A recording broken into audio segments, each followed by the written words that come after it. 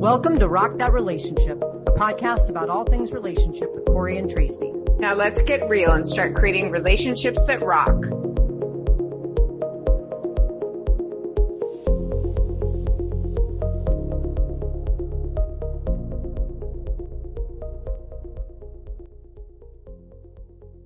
Welcome to episode 4 of Rock That Relationship.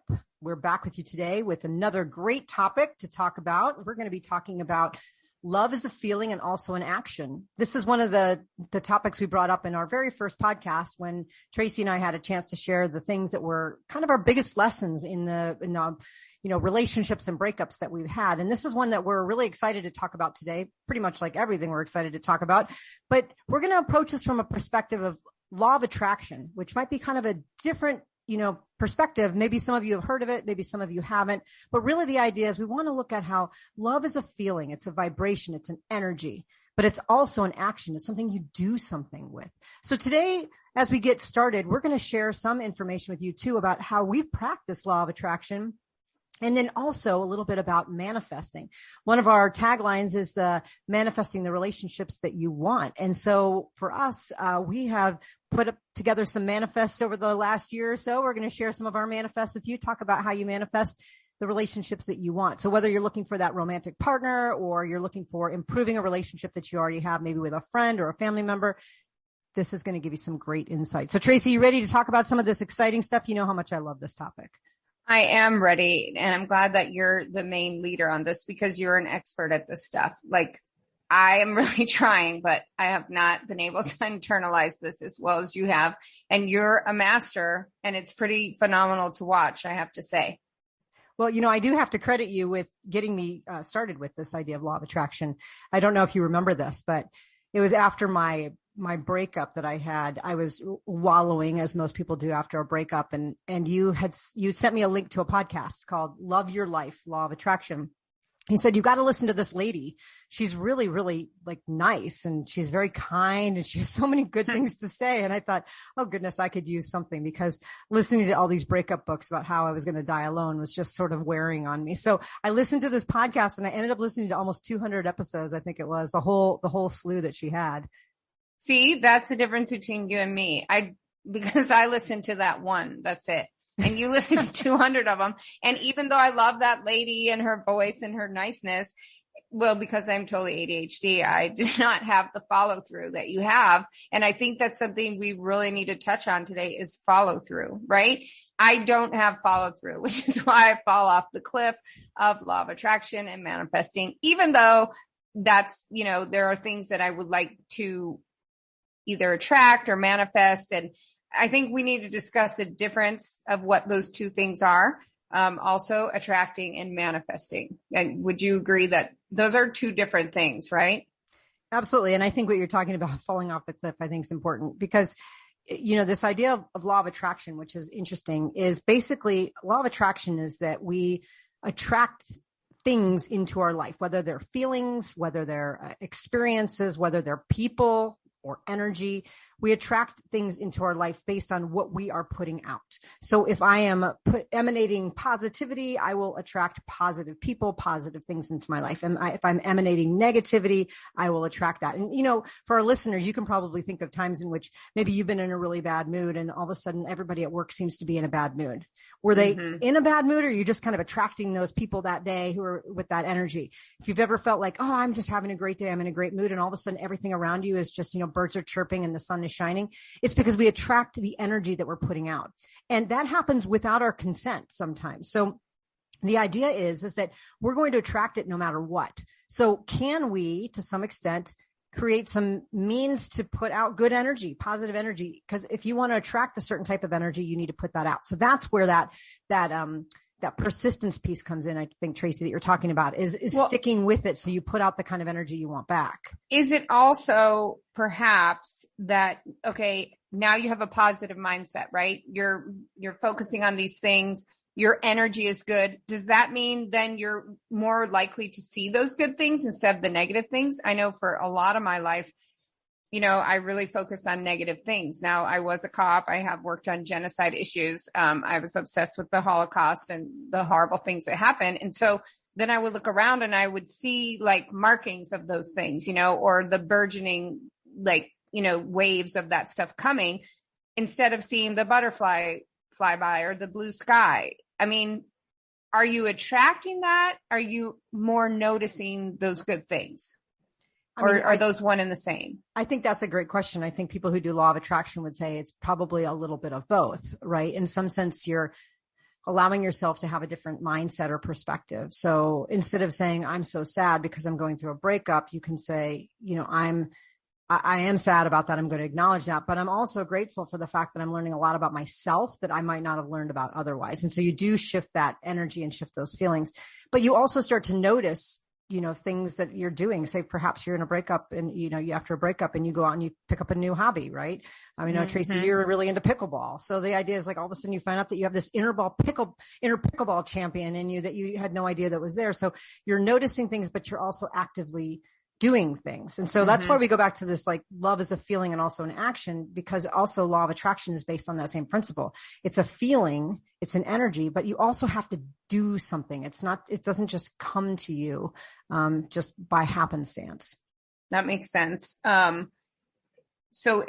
Okay, I'll give you an example. Recently, my older sister and I were talking, and we'd had a little drama, like, I don't know, the couple months before. And our whole lives, things have been up and down as far as our relationship goes. And I just said on the phone, like, I want to have a good relationship with you. That is what I want. And she said she does too. So are we attracting that? Are we manifesting that? Right. Well, you're shifting your thoughts and your energy to something that's positive. And do you notice how you didn't necessarily attract her because you were already on the phone with her, but you attracted that part of her, part of her that had an optimistic view of your relationship or a hopefulness where that conversation could have gone a totally different direction where you could have gotten into an argument and devolved into something like hanging up on each other. But you're attracting not just people. It's not just like all of a sudden these positive people just start flocking around you. It's just that it starts to shift the energy of even the people who are already around you. They're starting to act, in kind of a more positive, hopeful way. And one of the things I do want to say about law of attraction is a lot of people will say, well, this is pie in the sky. This is like rose colored glasses. You try to take things that are bad and you try to, put the silver lining on them, and that's not healthy. There is a real difference. And for me, I'll share with you, there is a real difference in discerning between, what are those kind of negative feelings and thoughts that you sort of need to experience and go through to make meaning of something that happened versus what is wallowing, ruminating, and getting down in the dumps over and over to the point where you're creating an unhealthy pattern of chatter in your own mind. And, it's kind of, for me, it was hard to figure out the difference between the two until I really sat with it. So I had this breakup and I was very sad and hurt and I would, cry. And then I was like, feel it, let it out. Don't try to pretend like you're all positive and happy and it's all good, let it out. But at the same time, I found that I would slip into these kind of spaces of like replaying a conversation in my head, like 500 times and getting really upset about it. I shoulda. Well, that's not productive. So in that sense, I used law of attraction where I shifted my energy and said, let me think about something that brings me more joy in my life. And all of a sudden I sort of got out of that funk and I was able to attract things around me, opportunities. People would all of a sudden I get a text, hey, do you want to go hang out and go on a hike later? And things that brought me joy started coming in. And I realized that if I could just figure out at what point was I really feeling those negative feelings that I needed to go through to, again, kind of heal versus that stuff that was just unproductive. And so that's what I was able to shift is the unproductive, unhealthy negativity. And do you ever notice that coming back? I mean, like, let's say you get a slew of things that aren't so positive. And then I guess you could do the opposite, right? Shift back to a negative mindset. Like just, oh my gosh, these 4 things happen and now I'm just down in the dumps. And then you just start, it's like a trap almost. I mean, right. It's again about your mind, right? You have to pull your mind out of there because even if, let's say, a plane crashed in my backyard or, a car crashed into the wall back there, like there'd still be butterflies out there. There'd still be hummingbirds. There'd still be, things happening. Right. But now I'm not focusing on those. So yes, these things are happening simultaneously. And I do not like to ignore the negative, but I think where I'm going and where you have already gone is to shift away from focusing on it so much or letting it dictate the rest of your thoughts, right? I think that's what it is. I think it's this idea that we have to live in a space of, and I've used this word before, simultaneity, right? Where you can say, Did you make that word up, Corey? No, you know what? It's really in the dictionary. Is it? It is. Yeah. It's, to me, it's to do two things at one time that in some ways almost contradict each other. So in the case of something tragic happening, right, you can feel that sense of tragedy. You can feel that loss, but at the same time, it's also okay and good to find some meaning in that, right? And sometimes you don't always find meaning in things. I mean, I've certainly, my father died, and that was really difficult for me, to try to oh, well, at least ... Like, well, Right. my dad died. That's still hard. But the point is that you can find in almost any situation, and particularly with relationships, that you can find that even, you have, like I think of my breakup, even as detrimental and horrible as that felt to my whole life, there were some opportunities and things that came from it for me. Right. And I attracted a lot of really interesting opportunities. Like I said, as I shifted the energy, and that's only one part of law of attraction, is shifting your energy. The other part of it is the action, right? You have to go do something with that energy. So I shifted my energy to be more positive and hopeful, that I wanted to maybe enhance my social life, because now I was, single, and I had more time and more space to do the other things that I liked. And I wanted to enhance my social life, but I can't just sit at home and say, I'm going to read a law of attraction book, and all of a sudden these friends are going to knock on my door. No, I had to get up and go do things. And so I had to, and then from that, I had to have the positive energy in doing it. So I showed up, I had some, positive energy. I had some engagement with people, and I started making friends. So it became this circle that continued to fill in the blanks of my breakup and my healing, to create much more like of a holistic healing process. So I would feel the energy, I'd put it out, I'd do the action to follow up with that energy. And then because of that action, I felt the energy again, and it just went in a circle until I was able to start just frankly feeling good and feeling better. Well, and, you also, at my urging, thank you, started writing a book about all of these things, right? Like Yes. all of the things you did, and then the dating and stuff. And we'll talk about that book more later, because it is hilarious. And I can't wait for it to be published, and a lot of that because I'm in it, but You're just waiting for the made for TV movie. I am. And I would like to play myself. Thank you. You're the only person in the book that said they wanted to star as themselves. Just Yeah, so of you course I do. Why would I want someone else to get all the limelight for that? I would like to get it. But there was something I was going to say about that. Oh, because we were talking about that yesterday, because you're going back through all of our old texts. And at one point I told you, go do some jumping jacks. Like, that sounds stupid.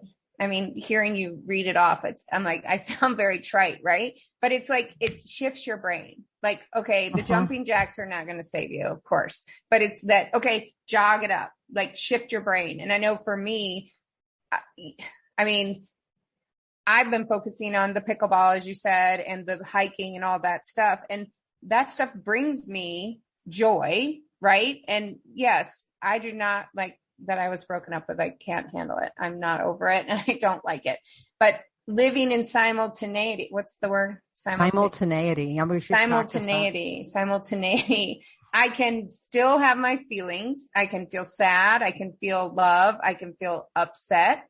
That's something I couldn't do years ago either. Hold all those feelings at once. And I think that that's what becoming, someone of our age, right? Like if you're going to survive this world, if you're going to have relationships that not only endure, but thrive, you must learn to hold many different feelings at once, right? Because I've upset you before, right? I mean, I've upset you, and you've come to me to talk to me. And if you just focused on that I was being a jerk, rather than, oh, hey, we have this longer relationship, let me see how I can fix this, or let me address these things. And I can hold the feeling that, oh, I still like Tracy, but she made me upset or mad, but there are these other times that she made me happy. Right. I mean, we're kind of always living in simultaneity if we're a balanced person. Right. Well, and that's the thing, is a lot of times we're unbalanced. So we live in a state of despair, or, the world is against me, or why does this always happen? Or, and I'm not going to, I'm not going to pretend that there aren't bad things that happen to people. They happen to pretty much everyone. But at the end of the day, there's also really good things that happen. And I think we go back to this idea of law of attraction. It's the energy around these experiences. It's not the experiences themselves. So it's the energy. It's the meaning making around these experiences that you can say, hey, you know what? I'm going to try to capture some of that good positivity that I have inside of me. And I'm going to put it back out into the universe and see what it gives me. And, one of the things that's, I think is interesting and, this is part of law of attraction as you read some of these, resources, like I mentioned before, the Love Your Life Law of Attraction is a great podcast, but, some of you probably have heard of The Secret or The Secret to Relationships. This is all based on law of attraction, and there's a lot of different interpretations. They kind of run the spectrum here. And, there's people who believe law of attraction is kind of this fully divine process where the universe intervenes. If you, put yourself out there, the universe will, provide. Some people believe it's just really, that law of attraction is put out what you want. And if you it's like almost like goal setting. And if you want it bad enough, you'll go get it and make it happen. And then there's people like me who kind of exist in the in-between. The way I look at it is I got to go put myself out there. I got to put that good energy. I got to go, apply for that job or, whatever it might be. But at the same time, I kind of think, from a spirituality perspective, that sometimes the universe, has my back and I'll have a little bit of a wind to my back that might help me a little bit. And so really law of attraction can, be, for some people very spiritual. For some people, it can be, completely absent of anything divine at all. And so, as you're listening and thinking about how to use this really is applicable and useful for anyone who's looking at how to shift their energy to draw in more positivity, more, fulfillment, more joy. Every day I say, what did you do to bring joy to your life? I say that to myself every day. What did you do to bring joy to your life? And every morning I get up and say, what am I going to do that's going to bring joy to my life today? And if I can't answer that, then I need to shift my day because I have committed to having a joyful day every single day. Well, and I think that's like such a good point. It's not that you're pie in the sky. It's that you're choosing this, right? I just finished reading that book called The Choice by Dr. Edith Eger, and she's a Holocaust survivor. She and her sisters survived, and she talks about that. I mean, here is a woman who lost half of her family, right in front of her face. And then she continued to live the rest of her life. She lives in San Diego, and she talks about everything as being a choice down to the littlest thing. I mean, you can either choose to view things in the negative or you can choose to view them in the positive and do something with that, right? You cannot change the past. We can't change other people's actions either. People are going to take their own action that may really affect us in a traumatic way. But if we're still here, we're still alive, we still have a choice as to how we can frame some of those things, or at least, focus 50-50 on the good and the bad of the world. Right. And relationships, which again, I think relationships are our biggest problem in life, right? Like, I mean, from work relationships to love relationships to family relationships. I mean, these are the things that make everything complicated. They are the most complex things I think we as humans do. Well, absolutely. And I think, kind of bringing us back to this whole theme of today is that, love is a feeling and an action, right? And using this idea of law of attraction is, we're not just talking about romantic love, but, if you want to feel love, right, you have to give love. It's that same thing. What you put out is what you get back. And, I've been really surprised, that after the breakup, I went out and I made a lot of friends. I already had a lot of friends. I didn't need to make friends, but I just wanted more love and abundance in my life. And I just, kept asking people to do things. I kept showing up. I kept, being supportive. And I have gotten so much love back from that. And I wasn't giving it to get it. I just was giving it because I wanted to. And I started getting it back. And so we start thinking about it's our attitudes, it's our frame of mind, it's our energy, and it's our love that we give that, that stuff comes back to us. If we, again, go back to like what you're saying is you have a choice. You have a choice in how you show up in this world. You have a choice as to what you think and what you feel. You have a choice. Sometimes it doesn't feel like it, but you do. And I thought there were days when I could barely get out of bed and I thought, I don't feel like I have a choice, but you know what? At the end of the day, I had a choice and I got up and I put my positive energy out there and it came back to me tenfold.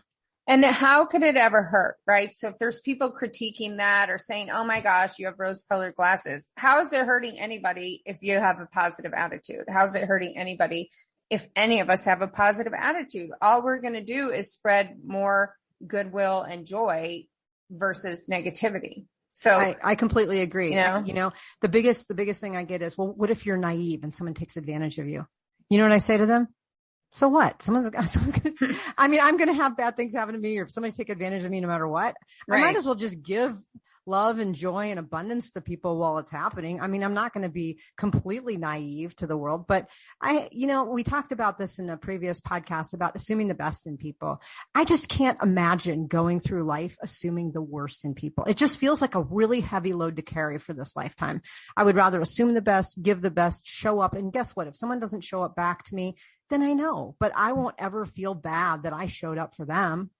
Well, that is very interesting because I was the assumer of bad intentions. I don't know if we talked about this in the last podcast, but I used to view relationships, romantic ones, not friend ones. Well, even friend ones back in the day, like as I was kind of in a relationship with an enemy. So I didn't assume all good intentions. In fact, I often assumed worst intentions. And I can tell you that did not help the relationships. It made them much worse. And in my last relationship, I assumed only good intentions. Now, was that other person where I was? No. But do I feel, what did you ask me once? Are you happy with how you showed up in the relationship? Right. And in the end, that's all that we as individuals can do is, are we happy with how we're showing up? Because I can't control anybody else. I can't control what they want or, who they want to be with or anything like that. All I can control is me and how I show up. And I have to say, I haven't always been the best. I think there's several people who would get on here and say that's the truth. Like I know I could list their names out. Yeah, exactly. But I give a shout out to them, but I'm sure they're ready to call in. But I am friends with the exes that I was with the longest, and I think that's telling, but I've also talked to them about how the relationship was, because I need to learn from that, right? I can't just barrel on through life and be like, oh, out with the old, in with the new. I'm not ever learning. But we also have to understand that this life is really hard and there's a lot of traumatic things that happen to people, and we have to give them a little space and understanding, and that we have to do that with ourselves too. I've worked on that in therapy, is to be more understanding of myself, Right. And you go back to that question you asked is, what does it hurt to just give love and give positivity and joy? And I don't think there's anything, because it not only does it make others feel good, it makes you feel good. And especially knowing how difficult and traumatic life can be, why not feel good? So let's shift a little bit and talk about a practice that people do. I mean, as I mentioned before, law of attraction is more something that just happens almost without any kind of intention or consent. It's just what you put out is what you get back. And so the idea behind law of attraction is that try to put out positive or good or, things or abundance or good energy, so that, again, that is what you're attracting around you. But we're going to talk a little bit about manifesting, because it's a little bit different, although it is related to the idea of sort of putting out, your ideas into the universe or in, and setting some intention. So Tracy, tell us a little bit more about what manifesting is. Manifesting is just being very intentional. So it's kind of goal setting, but it's also you're repeating these things. There's different ways to do it. We can talk about a few of those, but you're kind of setting it down. So you either could put it in writing, or it's a mantra you do in the morning, and that you set your intention onto certain things. And then I think my understanding is, once you set your intention, your actions kind of follow. But you have to feel that in yourself, that I am deserving of these things. These are the things that I'm going to have. And there's you have to have this feeling that it's already there for you. Does that make sense? Am I explaining that right? Yeah, well, absolutely. Because I think some people, when they think of manifesting, they think of, I have people say, well, I'm going to say, I want $1 million. And, often I'll say, well, there's a couple things about that. First of all, that manifest isn't probably all that realistic unless you were sort of expecting $1 million to come in, or have the feasibility or the means to have $1 million come in. But maybe, I'm going to get, some money come into my life that I was not expecting over the next 3 months. That might be more realistic, because your actions have to align with it. So it has to be somewhat, kind of feasible. Mm-hmm. But the second part is the language, right? What you said was really important, is you have to act as though you already have something. So instead of saying, I want, say, money to come in, in the next 3 months, you would say, I am grateful that, I had some unexpected money come in this last 3 months, or I am feeling elated that I had this money come in. So you're acting as though it already happened, And that basically is confirming to, in some ways people like to think of it as like the universe, or again, more of a spiritual kind of a thing where you're saying, yeah, that already happened. The universe already delivered. But you're right. The actions have to follow. So it could also be one of these things where, for those of you who aren't spiritual, it's more like you are stating almost a goal and now you're going to go get it. Right. So how can you make it so that maybe unexpected money comes in over the next 3 months?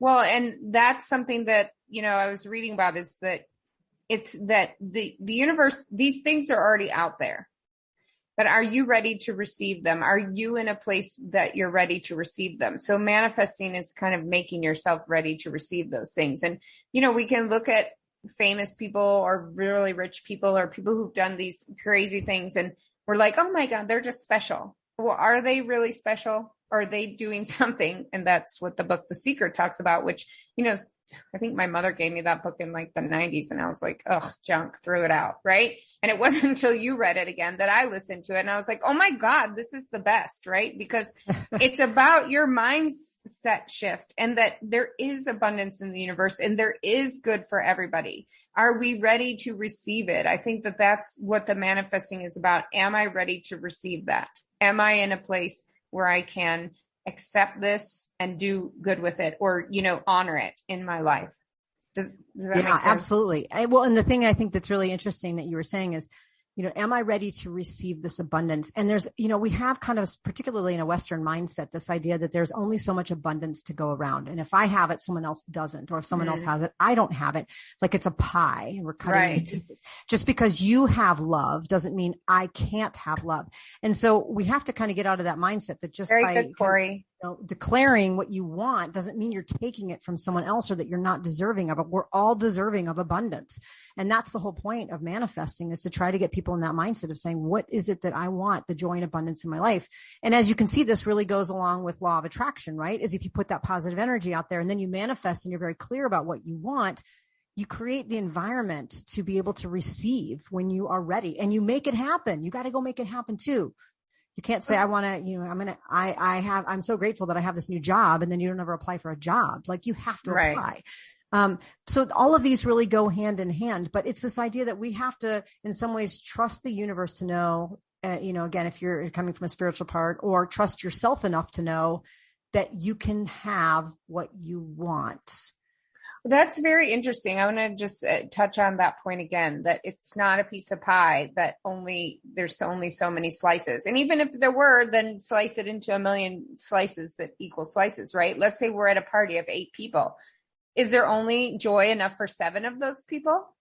Is there unlimited good things out there for people? And just because you're in love doesn't mean I can't be in love, or vice versa. Because your love, being in love with somebody, doesn't take away from me being able to have that as well. And I think that that is something that we need to preach to the world, because there is that clawing at like, oh my gosh, if that person gets it, I'm not going to have it, Right. Instead, well, like the jealousy and right. Yeah. Jealousy, envy, undermining people's successes. Like, feeling, I read something about envy once. It said, if you're envious, look at that. That's something that you want. So learn from that person instead of like begrudging them. Right. And go get it. Right. Learn how to get it. If you're envious, it's telling you want something. So learn how to get it rather than begrudging somebody else for having it. I think it's so true, right? Like there is enough in the world. And what is it? There's a Buddhist thing about, and maybe I'm getting it wrong, but it's a Jewish thing about a candle. If you have a candle and I take my candle and I go light 100 other candles, did my candle diminish? Was more taken out of that candle? No, my candle's exactly the same, but now I've lit 100 other candles. Exactly. And again, that's a perfect metaphor for law of attraction too. As you put out you put that flame out and you give it to other people, you're spreading that joy, that abundance to other people, and you are getting it back. So, as we talk about these manifests, I think it's interesting because, one of the really kind of popular things out there is this idea of this love manifest. Like I'm going to write out a love manifest of exactly like who I want to show up as, kind of like I've seen manifest your soulmate. And what's interesting is, as I've said earlier, is I kind of take a middle ground approach to this. I think, manifesting and law of attraction for me are grounded both in a blend of kind of this spiritual kind of universe kind of has my back at the same time as I think it's action oriented and, kind of a personal commitment. Whereas I know others are different on the spectrum, but I will tell you that right after I got out of my last relationship, I was reading about manifesting, so I thought I would give it a try. So I one of the ways it was suggested is you could do something called a Dear Soulmate letter.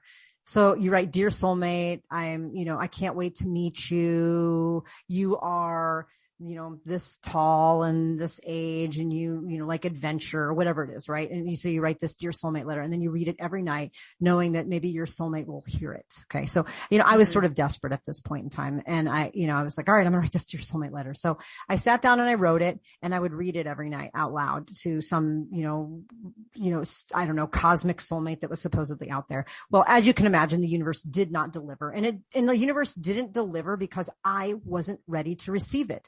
It was like 2 days after my breakup. What was I thinking? I'm not going to manifest my soulmate. I wasn't ready for my soulmate to come.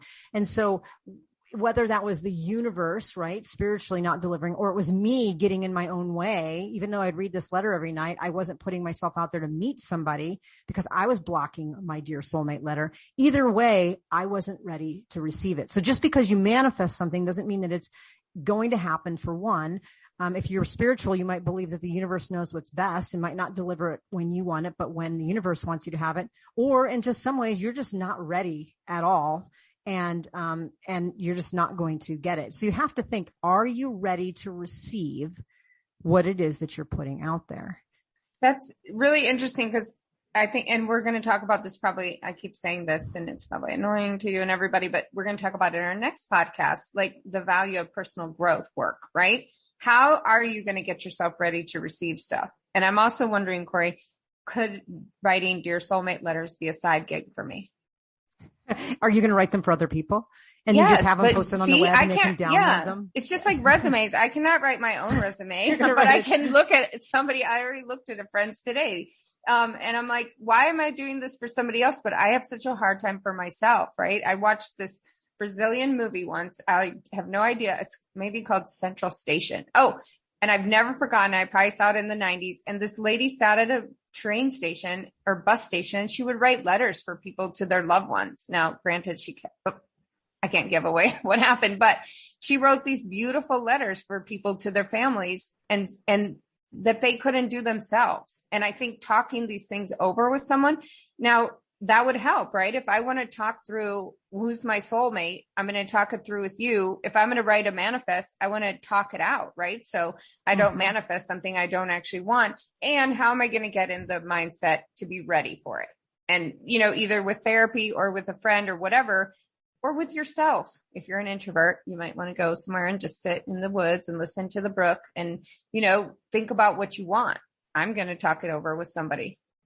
Well, yeah, it was funny because shortly after I got into manifesting, I found a meetup, manifesting kind of 101. And so I went to the seminar and somebody said, hey, I want to create like a manifesting, I don't know, the support group is kind of a weird way of putting it, but a manifesting sharing group. And so every other Monday we would meet and we would read our manifests to each other and we'd get feedback. And it wasn't so that other people could tell you what you wanted, right? It was, they were asking questions.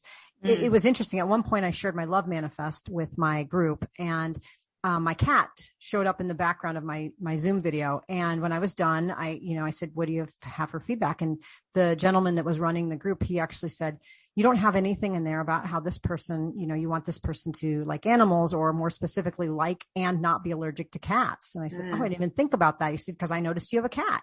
Is that important to you that they're going to be able to have your pet in the house if you ever live together? And I said, well, of course that's important. He said, well, you should probably put that in there. And it didn't occur to me. And so sometimes when you talk it out with people, they're going to point some things out that aren't like new ideas, but they're things that you may have forgotten in the manifest. And so I added that and a number of other things to my manifest. So I would encourage you that, if you're interested in manifesting, get online. There's a lot of great manifesting groups that you can join. You can share your manifest, give feedback on other people's. And I just really enjoyed the process of connecting with others. And we, were able to share a lot of really great ideas with each other. Do you want to hear my manifest? I have two of them do you want to hear them? Yes, of course I want to hear. They both love manifests? Well, one is. Okay. But So, and this is the thing, right? They're important to get started. And I think even if you don't believe in all this jazz that we're talking about, this is something that would help clarify your own thoughts. Okay. So for me, and this has really gotten to be true in the last couple months. This is not my love manifest, but just my being here in Tucson, which has been, troublesome for me. As you know, I've thought about leaving, but here's what I wrote. I'm grateful to the universe for surrounding me with people locally who are emotionally, physically, mentally, and spiritually healthy, intellectually stimulating, globally aware, curious about learning, personal growth, and spirituality, kind, trustworthy, energetic, and motivated to have great adventures, be of service to others, and enjoy the time they have here on earth. And I have a great group of friends now that I didn't have like 6 months ago. I mean, it's kind of crazy. I know what you would say is that I manifested that. And I did. I have gone out and I've met people and I've really opened myself up, So it does work. It works in its whatever way you think it's working. And here's my love manifest. So I'm grateful to the universe for bringing me true and healthy love with someone who loves me, my energy, and my passion for healthy living, veganism, environmental consciousness, minimalism, and travel, and who wants to and does spend time with me and plans a future for us to be together. That is what's most important to me. And I've really thought about that. And it is quite general, but it's truly for me, like the underlying feeling. And does that person, can they really accept who I am? And I have a lot of passions, and I need to be with someone who can accept those passions and love me for the intense person that I am. That's something I've learned after being in relationships for 30 years. Because sometimes people, it rubs them the wrong way, Yeah. Well, and you know what I like about, your first manifest, one of the things that really caught my attention was this idea that you're very clear about what you're looking for in friends. And so when you go out and you meet people, you are going to places where you're going to likely meet people who have some of those similar values. Like I know you're part of like a vegan meetup group. I know that you go play pickleball with people who enjoy physical activity. You're putting yourself in places where you're likely to meet people that fit that manifest. But you're also very aware of the fact that as you meet other people, and it's not that you want to like eliminate friends, but as you meet people, you can be a little bit more discerning about who's going to fit into kind of, what it is that you're looking for in terms of alignment with your values. And you can make those choices a little bit early on and say, okay, these are people that I feel like are going to bring joy and abundance rather than maybe toxicity to my life. And you have almost like, kind of a blueprint for that. So I think that that's really good, particularly for your first manifest. I think your second one also is really good because what you're basically saying in that manifest, besides the fact that you're putting it out to the universe to maybe send you someone who, fits the bill here, but is that you're saying that these are sort of non-negotiables. This is who you are. This is how you are going to show up. And you need someone to be okay with every single thing on there in order to have that kind of love and abundant relationship that you're looking for. And, because there are things that we say, can I be a little bit more waffly about it? Can I compromise here? And those are important things to do in a relationship. But for a manifest, you're saying, you got to be okay with these things. Like if you're not okay with this, this is going to be a train wreck because that's who I am deep down. Right. Absolutely. Yeah. Well, let me share mine. I've got, I'll just share I've got a short love manifest and then I've got a really long one, but I will spare everyone the pain of listening to my very long detailed manifest. Mine, I did it differently. My manifesting group actually, so there's two approaches. There's one where you can say something like, I am grateful for, or, something where you put a feeling in and then you fill it in with the manifest. The manifesting group I was part of, they said to put a date on it. That way it kind of gives you like almost like a goal. And so I wrote this back in the fall and it was for this spring. It says, it's March 31st, 2022, and I love and am loved by the person I am just destined to be with.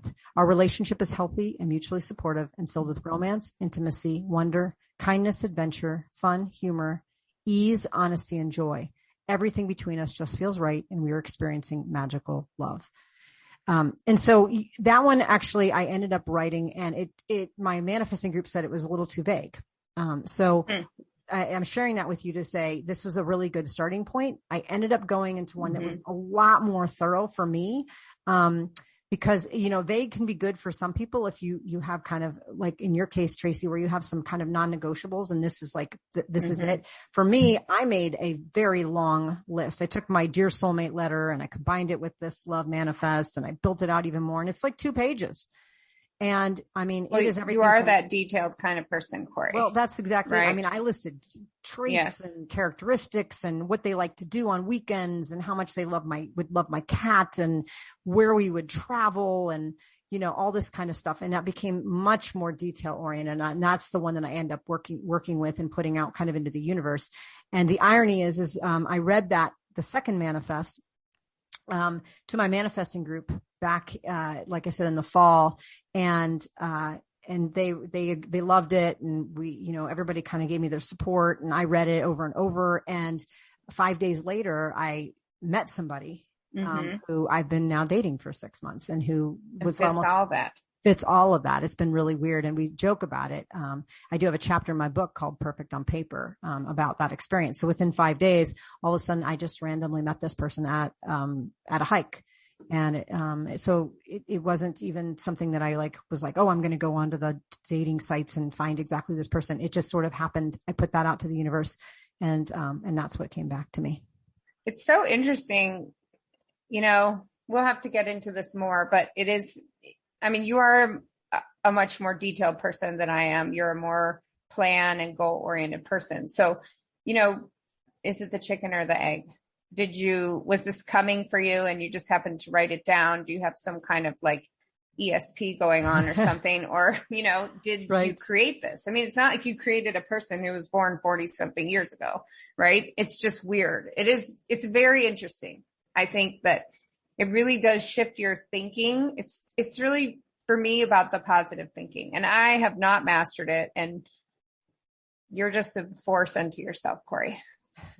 Well, I'm not sure, if I've been lucky or I've really been, kind of getting what I've been ready to receive. But I think in this case, there were probably a little bit of both. Maybe, I had my eyes out a little bit more for maybe who would fit the bill more than, because now I knew exactly what I was looking for. So I could maybe find somebody a little easier rather than just sort of like, kind of, playing in the dark here going, oh, you seem nice. That's what I was doing with online dating. It was all over the place. And once I kind of narrowed it in, I was like, okay, there's somebody that, I could really get to know. And wait, let me make one comment. That luck. So you said luck versus, what was it? What did you say? I'm having a senior moment. I just said something about, that. Is it luck or did you manifest it? That's what I'm saying. But maybe luck is manifesting. Maybe luck is, because sometimes there is that phrase, you create your own luck, right? Right. What is luck? Really? We don't even know what luck is or why people have it. So maybe luck is they're manifesting. Exactly. You know what I mean? Maybe that's what that is. Yeah. I don't know how it came to be. I don't know if I predicted that I was going to meet this person. I think it was the other way around. I think I became very clear about what I wanted. And when I met somebody that seemed like maybe they had or were a person that I would kind of fit that manifest, I started to just pay attention and put myself out there. And we'll talk a little bit about how that process went as we go forward. But I think that in and of itself is just a testament that manifesting works, whether it's divine or whether it's just framing your own intentions for your own clarity. Either way, it's a positive process. There's really no harm in writing down what you're looking for in a person or in a relationship. Or for those of you who want bigger manifesting, I have a manifest about a book I'm writing and, a manifest about all different kinds of things. So, but let's talk really quickly as we wrap up here about the different types of manifests that you can create. Cause I know there's some great resources online, but a couple of the ones that, maybe we've tried or we haven't tried, we can talk about them. So Tracy, what kind of manifests have you put together? Well, as I said, I'm not as organized as you are. My mind is not as organized, and neither is my desk. Okay. If somebody were to watch us on Zoom right now, they'd be disturbed by my desk versus yours. But I'm going to show you this book I have right here, and I have a journal, and I have this 369. So it's a manifestation journal. It just is like a help. I got them on Amazon. It just helps you to organize your thoughts, right? And I didn't read it until this morning because we talked about it, but it's actually, you write something down 3 times in the morning, or you could think it, then you do it 6 times during the day. and then 9 times at night. Why? Or is that crazy? Or is that just, it keeps you focused on it, right? It's a form of meditation, I think. Meditation on what you're truly wanting in your life. And why not? Yeah. Shouldn't we get what we want? I mean, really, shouldn't we get what we want? Right. Well, and that's the part of it too, is you can go through the exercise of writing this down 3 times and 6 times and 9 times. And it's, it's not necessarily that's what's going to manifest. It's the fact that you are writing down an intention that you truly believe that you deserve and you are ready to receive. And then you basically get it in your mind and you repeat it and you repeat it and you repeat it. So you stay focused on it and you're reminded of it. It's not just something you read or write one time, but you're reminded every single day so that you start to get up and go out and do things to make the manifest come true, or at least contribute to it. So it's that repetition piece, I think is neat. And it keeps you focused. So if something does come your way, you're more likely to grab it rather than let it go by. Exactly. Now, one of the things I've tried is you write the manifest 5 times. Usually it's not a full blown page long manifest. Maybe it's just a line or 2. You write it 5 times. Like in the morning, and then you read it 5 times throughout the day. And then the next day you read it 5 times throughout the day. So again, that goes back to this idea of repetition. It's just kind of training your brain to say, I am worthy of this. I deserve this. I want this. It's not really that, there's a certain thing about, we're not spinning it with numerology or anything in here, although some of you who are into that may find that that's useful, but really it's this idea of repetition and focus. Yeah. I know, Tracy, you've done a vision board, or you were thinking about doing a vision board. I've never done one of those. Can you share a little bit about that? Oh my Lord, this is where we better just wrap this stuff up, because my vision board is a hot mess. Okay. I started one, I ripped it up. I was so mad. And now I've got one that has several things on it. Okay. And I did just take something off the other day, but that's how I feel like a vision board is ever evolving as we are. So in the corner, I have a growth mindset. I've written that down, and we can talk about that in the next podcast where I can actually get closer to my vision board and see it. And then I have, our podcast on there. I've got a website that I want to start. I've got some book stuff and some job stuff that I want to do, but I could definitely use a vision board coach for sure.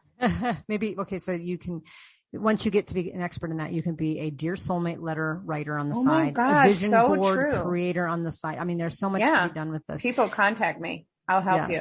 I can't organize it for myself, but being an attorney and having been a cop, like I'm great at doing it for other people. Right. That advising and that coaching. Well, one of the things I've also heard, another strategy for a vision board is, maybe even it sounds like something you might do like in elementary school, but go through a couple magazines, find pictures that maybe are nondescript, like a picture of a beach. And that's somewhere, you might want to visit one day. You don't know what beach, you don't know what country or what state or wherever you would be. You cut out the picture, you basically glue it to a piece of poster board. It could be, like a hammock, and you're thinking like you want more relaxation and peace. And so you cut that out and you put it on your vision board. I mean, I think that the purpose and the point of manifesting that's really key is that not being so incredibly specific about the details of what you want, but being specific about the feelings that you want from the manifest. Not something like, I am manifesting that this person is going to love me back. It's more like manifesting that you want to have great, abundant love. And if it happens to be with that person, great. But I don't think you'd turn it away if you had great, abundant love with someone else. And so the details are left to, kind of what's out there.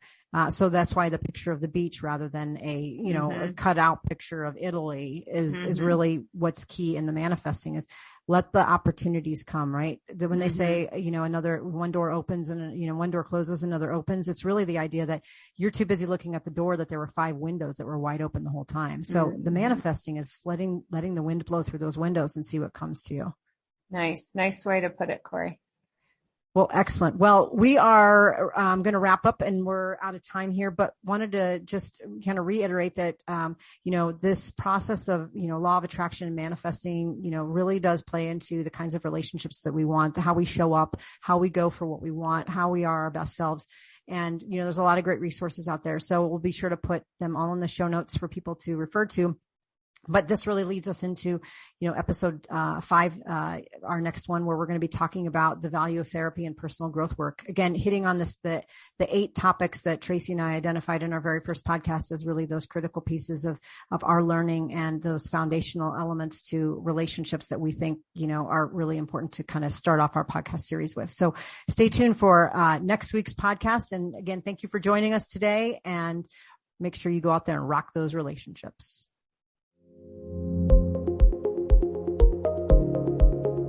If you liked what you heard, check out our show notes for resources from today's episode.